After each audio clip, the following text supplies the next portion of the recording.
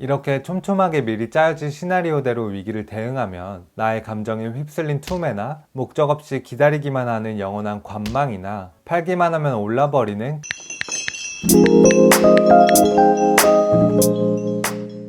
안녕하세요, 돈뽑기입니다. 여러분, 주식이든 코인이든 투자를 하신다면 위기는 기회다, 위기에 매수해야 한다는 말을 들어보신 적이 있으실 겁니다. 저 역시 IMF 같은 위기 때 큰돈을 번 사람들의 말을 들으면서 위기를 기회로 바꿔 부자가 되는 상상을 해본 기억이 있습니다.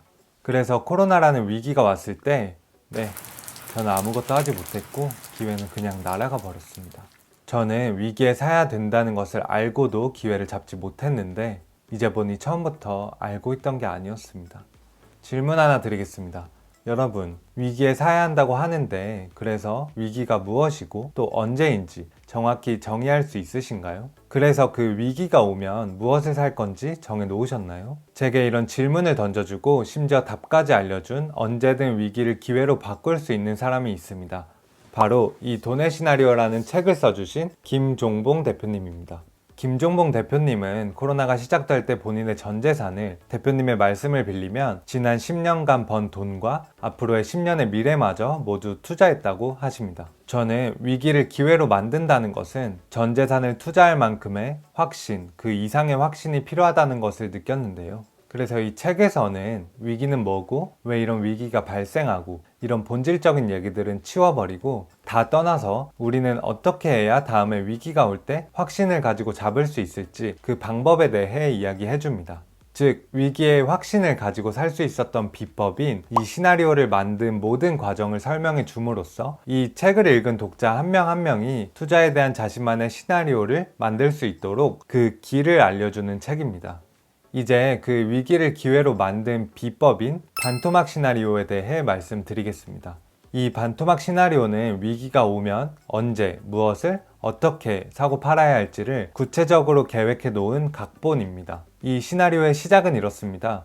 이름에서도 유추가 가능하듯이 그동안 어떠한 위기든 지수가 반토막이 나면 위기가 끝난 후 최소 1년은 급등했다. 따라서 지수가 50% 수준으로 떨어지면 ETF든 개별 종목이든 지수보다 강한 종목을 매수하고 미리 계획해 놓은 전략대로 매도합니다. 이어서 더 말씀드리자면 이 시나리오는 정말 구체적이고 실용적으로 짜여져 있는데요. 위기를 예측하고 대응하는 것은 신의 영역으로 불가능하기 때문에 그냥 안 합니다. 대신 위기의 위험도를 시장에 의한 위험이냐, 투자물 자체에 의한 위험이냐로 구분하고 이에 따른 매수, 매도 전략을 다른 세분화된 시나리오로 세웁니다. 예를 들면 IMF와 같이 투자물 자체에 의한 위험인 경우 7~80%까지 떨어진 후 반등이 나올 확률이 높기 때문에 이를 기준으로 분할 매수, 매도 전략을 세워놓을 수 있습니다. 다만 피터 린치 님이 하신 말씀처럼 새로 닥친 위기는 항상 이전 위기보다 심각해 보일 거라서 만약 이 책을 읽고 다음에 이번 코로나와 비슷한 위기가 한 번 더 오면 그때는 정말 풀매수해야겠다 정도로 듣고 끝나셨다면 아마 다음 위기에도 기회를 잡긴 어려울 겁니다. 이는 확률 때문이 아니라 비슷한 정도의 상황은 더 이상 위기로 받아들여지지 않을 수 있기 때문입니다. 그래서 저와 여러분에게 필요한 것은 이 시나리오에 대한 끊임없는 검증과 수정을 거쳐야 생기는 확신입니다.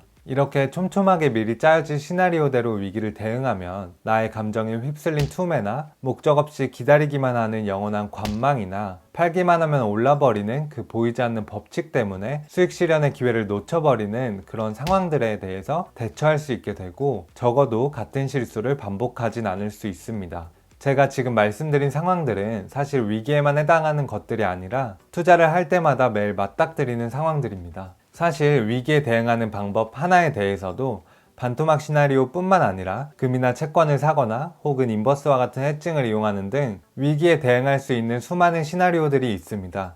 더 나아가서 모든 돈을 버는 방법에는 모든 시나리오가 존재합니다.